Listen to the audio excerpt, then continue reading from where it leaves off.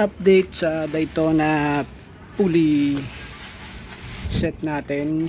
So yan, nabasag siya mga par. Ayun, nakikita ba? Ayun, nabasag yung gitna oh. So, yun. So after mga almost 5,000 kilometer. So ngayon papalitan natin to. Dadalhin ko to kay Boss Mike kung ano po pwedeng remedyo dito.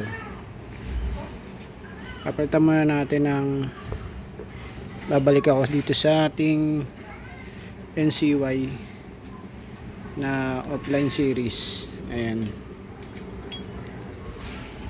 Ay, kinabit ko na yung bola natin.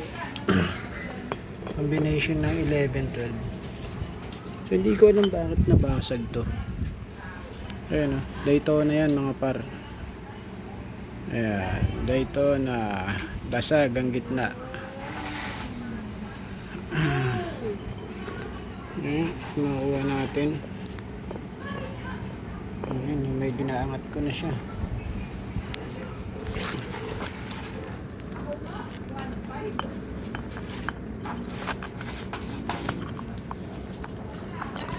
Ayan, basag siya mga lugar.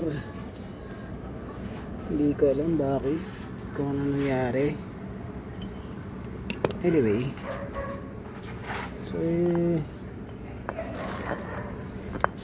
padali natin yung kay Boss Mike, papakita natin.